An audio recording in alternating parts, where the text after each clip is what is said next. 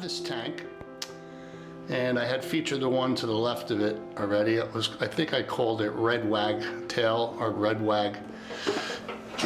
This one has in it, it has the red fin Tetra, as well as some ghost shrimp and some green emerald Corridoras, very tiny. They were very small in the pet shop, in PetSmart actually. I had never seen them before, and I bought them because I haven't seen them before, so I wanted to get my hands on a few.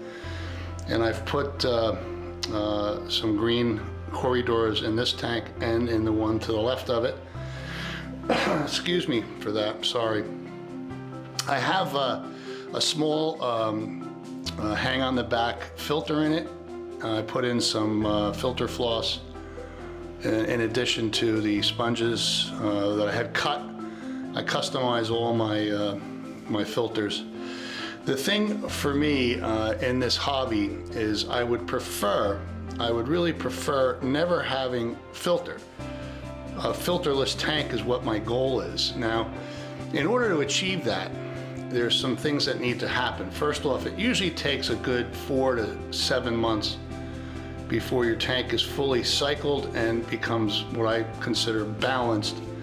So I wouldn't take the filter out until probably around 6 months. There's no sense trying to cut it close, another 6 or 7 weeks, 8 weeks from 4 months, not a big deal.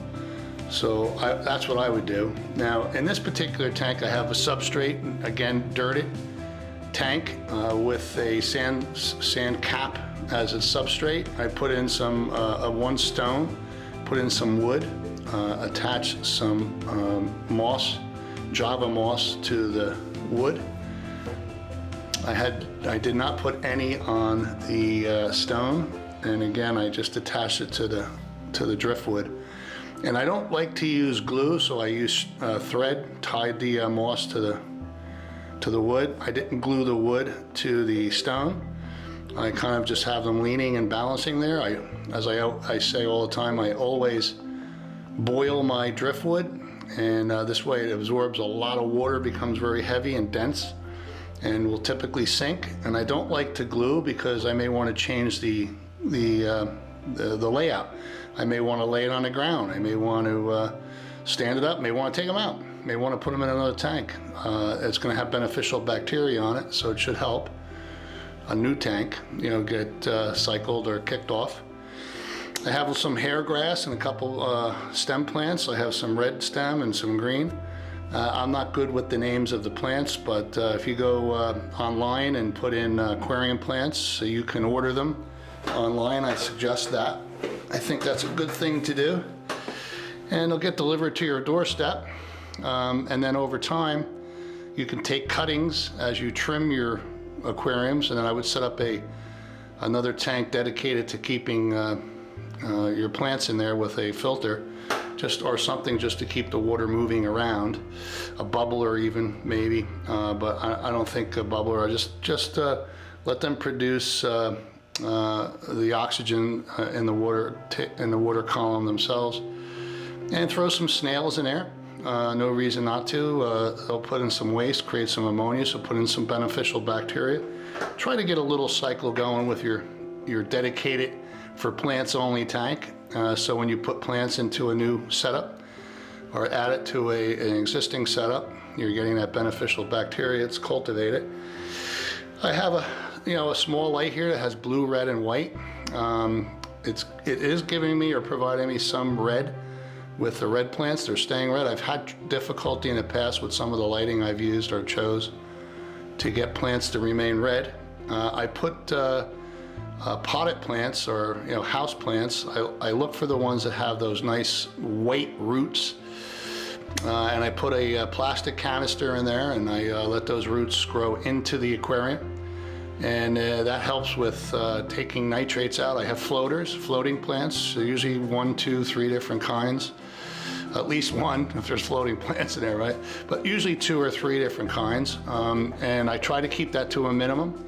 At first, when I first set the tanks up, I put in a lot of floating plants to help suck out all the extra nitrites and nitrates, the nitrates really that it can, and you know, and the beneficial bacteria should be working its way on the ammonia and the nitrites, and then obviously they convert the nitrites into nitrates, and the plants just love that.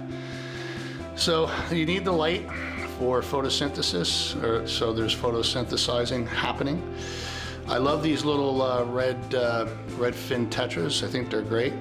I only do dirted plants with sand caps. That's the only thing I do. It seems to work really well for me. I'm not going to fool around. I'm not going to fix what isn't broken.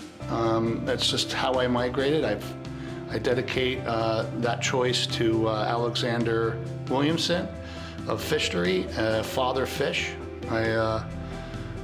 An MD fish tank. Now, MD fish tank uses a lot of canisters for his bigger tanks and what have you, and you know, his biomedia as well as mechanical filtration. But he does do planted tanks with dirt only and sand caps. He has done that. He's even done filterless tanks. So I've gotten all these ideas by watching a lot of video, and I think it's great. So. I love the hobby. I love the creativity. I love to create these little aquascapes. It's fun, and I hope you get into it as well. I will leave a list of what is in this tank. I'm not going to put it in by name because I don't have the names. I can't remember the names, and there's so many names, and you know, they're botanical or they're Latin. So some are common name, but it's hard for me to keep track of all that. I don't even know what kind of potted plant that is, but you know, you can go to any Home Depot or Lowe's or nursery and look for potted plants, house plants, indoor plants, and experiment and try to get them to grow in your water column and with their roots only and the leaves outside the water, of course, otherwise they would melt and die. So again, great hobby, lots of fun, adds a lot of atmosphere to my home that I like as well.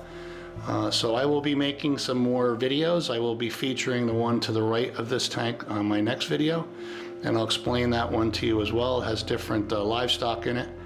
But I tried to make these like sister tanks, if you can see. Like I have the one to the left with the banking up in the back left-hand corner, the one on the right in the back right-hand corner. This one just straight back. Give it some depth, and use some of the same stones, some of the same driftwood, and try to make it so, like, you know, on one tank where the plants end, on it one tank the plants begin on the other, kind of like that. The one all the way to the right has a lot of little driftwood that I had, sticks or pieces that I had glued to it, and it has some real cave effects and some hiding spots for a lot of little critters. So I'm looking forward to getting some shrimp in the one to the right. I just got to make sure the parameters are just so before I put the shrimp in. But anyway, this is my tank. Appreciate everybody. Please, if you could, subscribe. Please hit notifications, and I will be making more videos. I appreciate you all so much for helping me start this fun hobby of videoing my tanks and putting them on YouTube. Until next time.